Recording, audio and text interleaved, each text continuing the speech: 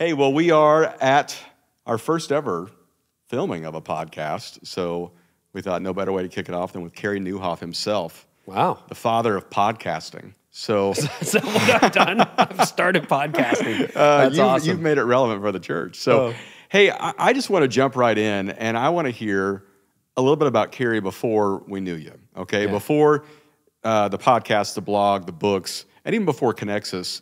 You grew up in Canada. I hear you mention your parents a lot. Mm-hmm. Tell me about your parents. Well, they're great people, both still alive, very fortunate that way on both sides. My wife's parents, my parents still alive. They'll pick me up at the airport tomorrow when I get home, which is awesome. Okay. You know, it's funny. I did read that question that you sent me ahead of time. And I think your parents really shape you. And so I come from Dutch immigrant stock. I was born in Canada, but my parents were both born in Holland. My dad came when he was 19. My mom came as a girl with her parents when she was 11. And they met in Canada. So two Dutch immigrants who met, fell in love, and then started a family together. But it's really interesting. I was listening to another podcast yesterday, and you know, the immigrant experience really shapes you. So I knew my mom's parents really well. They were almost like a second set of parents, my grandparents. We lived within 5 minutes of them, of their house for my first 10 years of my life. And so they were like a second set of parents. They're the only babysitters we ever really had. And, you know, now as an adult, you listen to the experiences and you realized, oh, you were discriminated against when you came to Canada. My grandfather, I watched him like shovel manure when I was a kid. He was supposed to be a farmer in Holland. And like, you even think about like, what kind of person, this is the 1950s, post-World War II Holland, what kind of person gets on a boat, gets on a plane? My mom took the boat, her parents took the boat, my dad got on a plane. And when they left, they thought they would never see their family again. Wow. But they were going to a land of opportunity. They were going to a land of hope. And I think that really shaped it. My parents are immigrants and entrepreneurs. So my dad worked his way up. He picked a trade. He was a tool and mold maker. So what that is he might make the steel that you pour the plastic into that produces a ring for the microphone or the microphone casing or that kind of thing. And I watched them run their own business for 25 years. And, you know, we were kind of, at first, lower middle class kids, like we did okay, the one car, the house, the bungalow in the suburbs. And then, you know, they did okay in their business. And so I think that really is very shaping. And then their big thing for me, my grandparents had, I didn't know my dad's parents very well. I met them, but like they lived across the ocean. I met them once, but before they died. But my maternal grandparents, I think, had grade 3 and 4 for education. My parents went to grade 11, grade 12. And so it was like, get a university education, get a university. It wasn't an option. I just had to go to university. And so all that shapes you. And I'm really grateful for that shaping. So were they Christian? Was it just kind of part of the norm back then? Did you grow up in the church? Yeah, they were nominal Christians for the first decade of my life. Like, I don't know. I'm not there to judge, and they wouldn't judge, but we went to church. We always went to church. We went to Dutch church because that's what the Dutch people did. Right. And near Windsor, Ontario, it was all Dutch immigrants. Okay. So we went to Dutch church. It was in English. But, you know, I was a little kid, and then when I was 10, my dad got a transfer, started with a new company about 5 hours away to the north. So we moved up on the Great Lakes to Lake Huron, Georgian Bay, to a little town called Midland. And he started as a plant supervisor there before he started his own business. And there was no Dutch church, so we became Presbyterian. And which was closest, right? Reformed. You have to change denomination. We had to change denomination, so we became Presbyterian. And there was an evangelical pastor there named Bob Little. And like he could preach, and the church grew to 200 or 300, which in a small town was the mega church. And my parents, when I was 10, experienced an evangelical conversion. And I still remember the day they poured all the alcohol down the drain in the downstairs kitchen, like in the basement. And, you know, it was a radical conversion for them. And so, again, I think I was the beneficiary of that. It had some weirdness attached to it at times, you know how church is. Yeah. But that really shaped me. And as a young teenager, I really wanted to know the Word of God, had a strong faith. And so I think that was overall a really good experience. So before you started blogging and podcasting and all that, you did a lot of work with Orange, working with families. You wrote the book, Parenting Beyond Your Capacity with Reggie, which is just a fantastic book. Was that your first book? That was our first book, yeah. I'd always wanted to write a book in my 30s. Wow. I wrote that when I was 40, 45, thereabouts. And Reggie kind of conscripted me, and he said, we're going to write a book together. And if you know Reggie, you know, it's like, sure, we will one day. But yeah, we actually worked on the concepts for about a year. And then I banged out the first draft of that between Christmas and New Year's. Fastest I ever wrote a book. Wow. Now, it got a lot of revisions over time and his input, but like it was a really, you know, he taught me wordsmithing. I still remember, I flew down to Florida. We spent 2 days in this condo debating one 4-word phrase, fight for the heart. 2 days on 4 words. What was it supposed to be? Oh, gosh, I'd have to look at my notes. It was going to be fight for your family, guard your heart, I don't know, stuff like that. But it really taught me the value of wordsmithing because in the back of my head, I'm like, well, you paid for the flight, so like, this is your dime, go ahead. I would have just picked one and moved on, but I realized how wise that was. And here we are a decade later, and that's actually my favorite value, fight for the heart. And you know, like that's impacted. I think that book sold over 100,000 copies. I was going to say, that's it's sold massively. Unlikely way to start off in writing. Yeah, you know, no to kidding. Have your first book go that big. Yeah, my others perhaps have not done that well, but you know, that one was insane. I think my first one I sold 5 copies and 4 I gave away. So you know, it wasn't there much. You go. So I want to know what did you learn from your parents that translated into that book? I've never thought of that. Probably when it comes to the heart. Quantity, quality time. I would say for sure. When I was writing that section, we always just spent a lot of time together as a family. And I love Sunday afternoons. Sunday, we had enough Calvinist heritage that you weren't allowed to do anything on a Sunday afternoon, which is a little bit legalistic. You had no choice. We had no choice. You're predestined. We were predestined, exactly. I mean, my dad tells stories about like they weren't allowed to like watch TV, listen to the radio. They had to sit there with the windows closed, basically contemplating God. It was pretty miserable. Wow. And so we had a better version of that. We could play golf at least, but we couldn't go shopping. We couldn't do this. We couldn't do that. But it was really, really quality family time. And just my parents, even though they were busy entrepreneurs, always seemed to be there. And then I found that to be more of a struggle for me when I was in my 30s, which is why I corrected course so radically around the time that we were writing the book and before that, after I burned out, where I'm like, no, I need to free up a quantity of quality time. And I don't know, we always, you know, have a lot of nostalgia for our early years. But it just seemed like, there seemed to be an abundance of time. And so as I get older, I'm trying to reclaim that. And I'm even trying to reclaim that with my kids. So my dad, to this day, loves to do a family vacation. We joke, it's a family joke, because he'll be 80 this year. He's like, we're going to do one more family vacation. The last one was 10 years ago. And we've done 4 final vacations now. It's like The Who. I went to their final tour when I was in high school. I can go again this summer if I want. It's the final tour. But, you know, we're trying to craft that out with our kids now at this age as well. We did a Christmas vacation this year with our kids. They convinced me to go to my first all-inclusive because I stink at rest. I'm terrible at it. And so they said, Dad, you're going to put your phone away. You're going to not do any work for a week, and you're going to relax. And I loved it. Okay, I've heard you say this before, that your greatest fear is being considered lazy. Correct. So that's probably why you hate rest. Correct. So it's so dysfunctional. What is it this fear of missing out? Is it this I'm wasting time? This isn't productive? Why do you wrestle with it so much? That's a great question. You know, why do beavers build dams? Because they can't not. I'm not a botanist or whatever field studies animals, but my minimal understanding of beavers is it's not about the water system. It's they build dams because that's what they're created to do. So there's a certain sense on the healthy side where I think this is what I was created to do, and I love it. It's that chariots of fire line. You know, when I run, I feel God's pleasure. When I work, I feel God's pleasure. However, there's always dysfunction attached to that. So when I think about fear of missing out, I don't know. Like, you know, if this was like all I could accomplish, I'd think, okay, well, I made a tiny little dent somewhere, which is good. But I feel like there's a lot more that God has given me. On the unhealthy, I've gotten a lot better with silence. Like I had trouble sitting still at all in my 30s.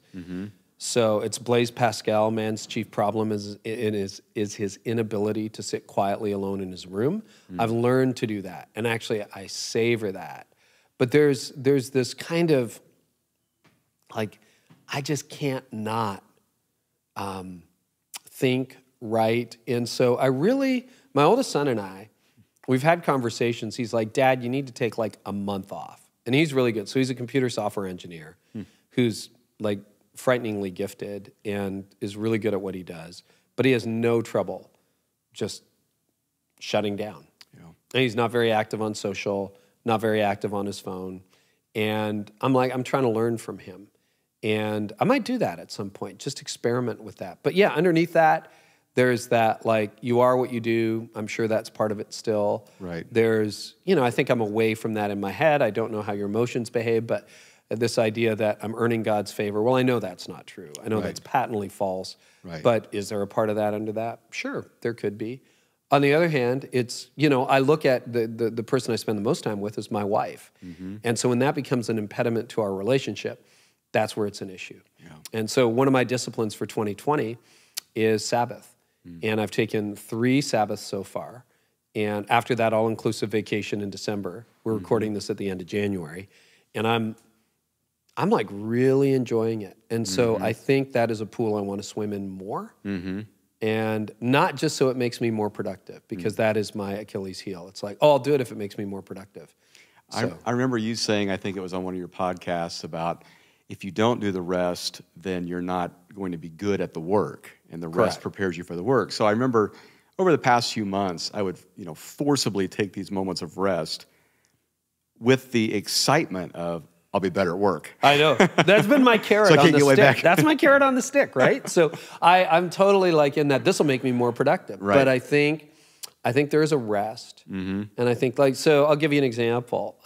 My wife and I were out on my second Sabbath, first Sabbath, I forget which, of the new year, which normally when I say I don't take a day off, I'm not talking about I work 12 hours on a Saturday. I mean, I opened up my laptop, did a bit of writing, really enjoyed it, worked for 90 minutes, 2 hours, shut it, and that was my day off. But now there's no opening the laptop. There's none of that. I pray, I read the Bible, and then it's like, well, what else am I going to do? I don't know. So we went snowshoeing, and she started to ask me, because we're in the company together, so Canadian story, right? You don't have many California snowshoe stories, but anyway. Not many. We go snowshoeing, and she goes, what are you most excited about in the company for the year? And I'm like, do you mind if we don't talk about it? And that is so not me. And so what did I do? It was bitterly cold that day.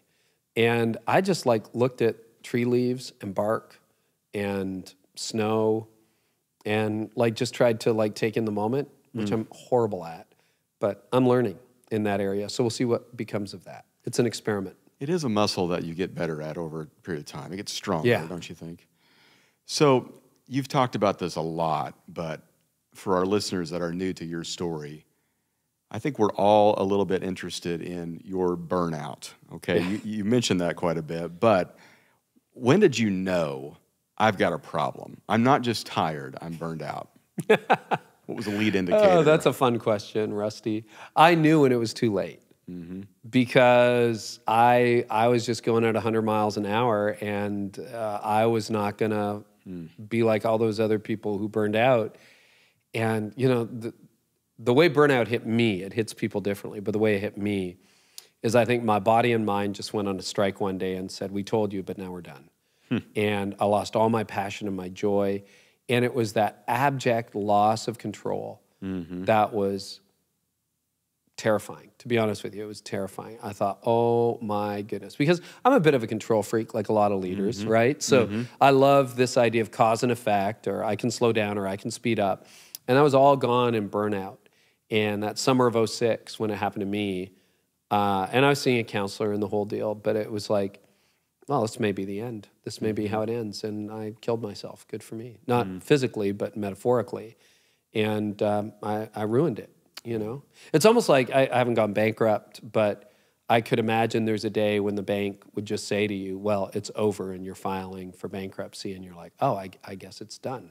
And so I was kind of bankrupt of energy and bankrupt of passion and bankrupt of all those things. And it was beyond my control to get back. And that was the most terrifying thing. So unfortunately, it came for me. People had told me for years you were going to burn out. I was going to burn out. But it came for me in that realization, which is why I'm so sensitive now to how my body is doing. Like even, you know, getting here to be with you today, it was like we picked those flights really carefully and make sure I don't get in too late and make sure I had not too ambitious a morning because we're going to go for 5 or 6 hours. And I had been speaking in Florida. You know, I did 7 talks in 2 days, which is a bit of a meat grinder. But I'm just paying attention to that. I'm really watching the signs, and I think there is something spiritual in that. So I want to kind of wake up with a full tank. Or if it's empty, I want it to be empty for a day or an afternoon, not for a season. Because that's, you know, you ultimately just lose control. Right. So you write about this in your book, Didn't See It Coming. There's 7 things in there, right? Yeah. That's the perfect number of all blogs and It is books, the holy right? number. It's a holy book, yeah. What didn't make the cut? Oh, that's interesting. Ineffectiveness was what comes to mind. Okay. I didn't have a long list. It wasn't like 15. Okay. But I was going to do a chapter on irrelevance and one on ineffectiveness. And I thought they're kind of the same thing. So it was, and then the book shifted because it was going to be heart skills and practical skills. And the only practical one was irrelevance.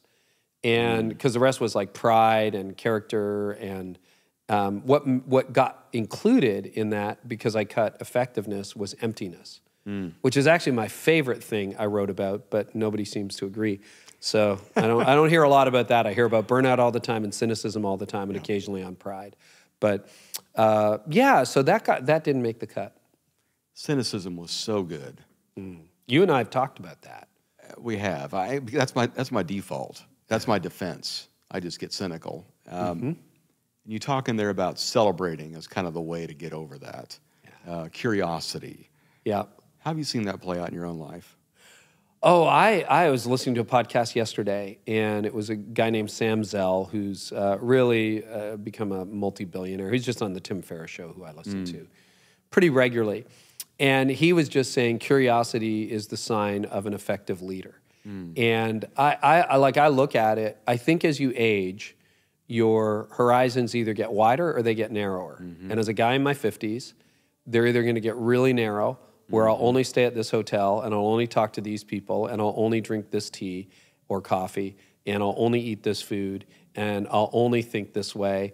Or they get much broader and you become more curious and more cross-disciplinary, where you're learning about things you never learned about. And I don't know about neuroplasticity and whether the brain still grows, but like I want to be open enough to new perspectives. Not to the point where, you know, all of a sudden I switch religions or something. You know, I want to study what other people believe and why they believe it.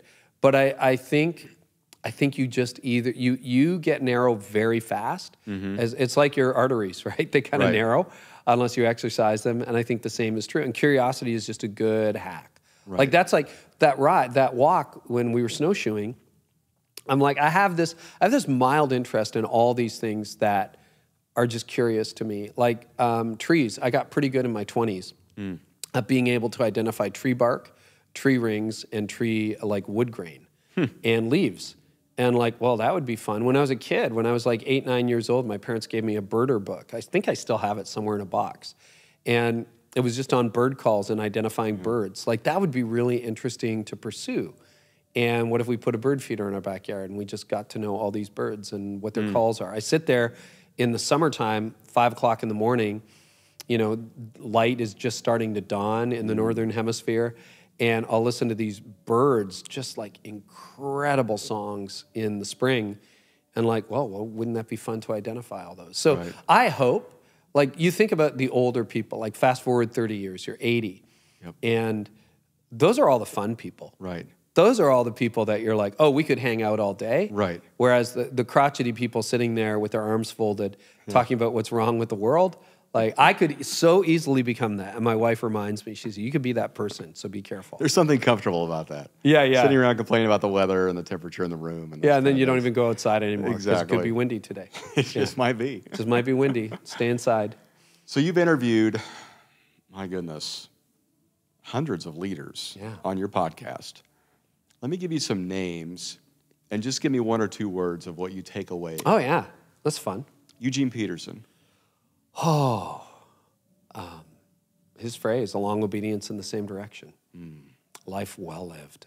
My goodness, that was 30 minutes of just holy ground.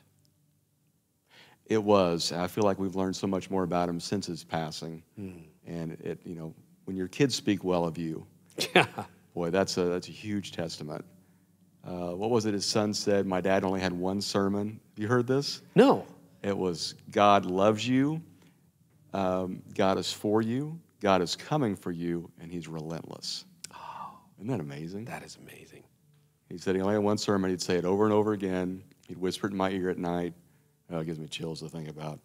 Okay, another one. You just interviewed this guy recently. It's probably my favorite of the last year, Gordon MacDonald. Oh, wise. And finishing well in an era where so many people aren't. And very comfortable with his age and stage and his mortality. We talked a lot about death and about what are the fears of an older person. He has these fascinating theories about what everybody goes through in their ages. It's in the episode.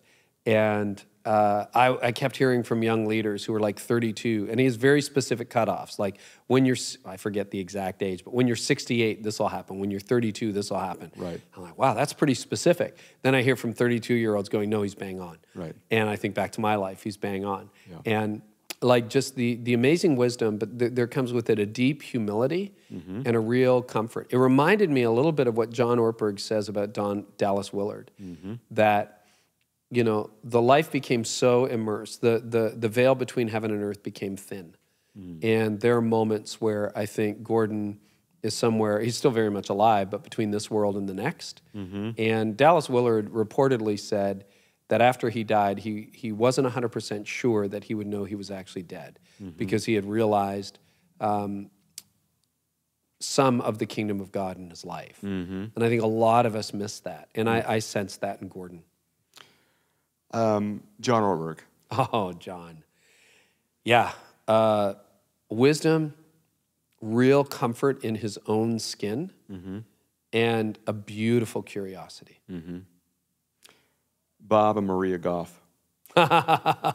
Fun and good for each other. They are so different. We were fortunate to be invited to Bob's birthday party about a year ago in San Diego. And so Maria put it together. She emailed us, or actually mailed us invitations months in advance. We booked the flights. And she's just so different than Bob is. Bob is so fun, and she shocked him. He walked into that room with 200 of his closest friends, and you know how they say you're speechless? For like 15 minutes, Bob couldn't talk. He just couldn't talk, which is saying something, right? And it's this beautiful marriage of people who are so different. And I love that he calls her Sweet Maria. And we all got to sign the bottom of the table. So their lodge up in Canada burned down. And apparently, I'd never been to the lodge, but they had a great big table at it. And so they had the new table built and constructed. And we all got to climb underneath the table and with a Sharpie sign our names to it. And that's going up to the lodge in Canada. Wow. Which will be really cool. But that's his life, right? Community, about others, about making a difference. And he just spends the energy he has, and he's a tour de force. Okay, one more. Max Lucado. One of the nicest people you'll ever meet. I said that to Andy Stanley. I just interviewed Max, and I bumped into Andy in a green room. And I said, man, Max had some nice things to say about you. And he just said, Max is one of the nicest people in the world. And he really is. And he's so gentle. And I've interviewed him a couple of times. We've never met in person, but we'll often spend extra time before and after the interview just catching up. And I love the way, if you listen to the way he speaks, he doesn't call it writing, he calls it writing. And so sometimes when I'm trying to write and I'm struggling, I'll just think, oh, I need to do some writing. And I learned that from Max.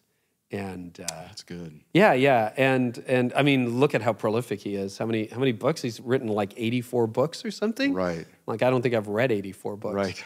but he has this real peace about him. And again, I sense that he's someone who's aging really well. He's stepping back from senior leadership of his church and moving into a phase where he's going to be teaching and writing a lot more. And you can sense when someone's at peace with themselves and at peace with what's next. And I think all of those people you mentioned are very much that way. John Ortberg, we were together a few months ago, and I asked him, what do you see in your next 20 years? Thinking he was going to be talking about research or writing or the books. And he says, I just want to focus on who I'm becoming. And again, another couple, we had dinner with John and Nancy when we were with them, radically different people who have made a marriage work over decades, and it's just beautiful to see. I remember we had John in one time, and similar conversation. We were talking about the next or whatever's in his life, and he mentioned something he was working on, and just kind of off the cuff, he said, "That's okay though. I like growing." And I thought that is such a unique perspective, where the most of us would just kind of painfully go into it of character development. He embraces it. And John, he's told that story so many times, and it shows up in so many places. But he called Dallas for advice in the 90s when he was at Willow. And he said, John, Dallas, what am I supposed to do? And Dallas, there was a long pause. And he said, quite now, famously, you must ruthlessly eliminate hurry in your life. And he paused, and he goes, what else? And he said, you must ruthlessly eliminate hurry from your life. There is nothing else. Yeah. And when you're with John, there's no sense of hurry. I'm always like, okay, I'm ready. What's next? Where am I? And I was teaching a staff or whatever, and I'm like, okay, what's next? And John's just like, he's just not rushed. And I'm like, oh, I need more of that. Right. Look forward to those days. Yeah. Okay, 3 last questions. 3 favorite podcasts you never miss, besides, of course, the Rusty George podcast. Yes. Tim Ferriss Show, never miss. What do you like about that one? It's long. It's just so different. It's 2.5 hours long. Yeah, it's really long. Different stream. Okay. Not a Christian show. I think it's really important for Christians to understand the world in which we're called to minister. Right. Plus, Tim is a human guinea pig. He deconstructs success, so it's my love language. Introduces me to a lot of people I've never heard of but need to know, and just different modes of thinking. I think serially listening to that podcast for years now has helped me understand the post-Christian, postmodern mind as well or better than anything. Craig Groeschel's podcast, never miss. And the other one that's almost a never miss is actually Donald Miller. I just really love marketing. I really, really love marketing. And he does a great job bringing business leaders. So I'm very interested in entrepreneur tracks. And, there's others I listen to. Andy, I never miss one. Andy Stanley. Right. I could scroll through. Tim Keller, anytime they upload a free message. He's one of the few recreational sermons I'll listen to. Right. I just love Keller's mind and his heart. And his ability... as somebody who should not have made a difference in New York City, in Manhattan, right, he made a giant impact. Right. And if you were like, okay, if you're up in heaven going, what person should we put in Manhattan to help transform or put a dent in the city? It's like, well, how about Keller? Yeah. Well, that will never work. He's academic and, and it was genius, brilliant man. And I love the way he thinks, and I love the way, he was everything, because I come from a Presbyterian background. Right. He embodies everything I had ever hoped Presbyterian would be in the 21st century. And so I just love his stuff. That's great. Okay, 3 favorite books you read over the past year. Over the past year, the Wright brothers, David McCullough, great. He just has a way, I don't know, you're 3 paragraphs in, you think, wow, I'm just home. Other books I've read over the last year, The Pastor, Eugene Peterson, really enjoyed reading that. And another book, what's a leadership book I've read that I would say I absolutely loved? Oh gosh, there's so many. One I reread regularly is Essentialism, Greg McKeown. So I'll put that on the list. It's a good one. Okay, last one. This is your favorite thing to talk about. 3 favorite things to cook on your big green egg. Ah, yeah. Ribeye. That's one. Really love doing ribeyes. That's probably my favorite. I'm gotten in the last year to beef tenderloin. You get a nice one from Costco. Costco actually is really good tenderloin. About 40 minutes on the grill. It just comes out perfect. And then in my moments where I do take 24 to 30 hours to cook something, brisket. Yeah. Love brisket. If you can master it and do it that long. That's what people say. They say that's the ultimate test. Yeah. You know, my first brisket, I love the way it turned out. I don't want to say I've never blown a brisket, but it hasn't been that hard. You know what kills me? Ribs.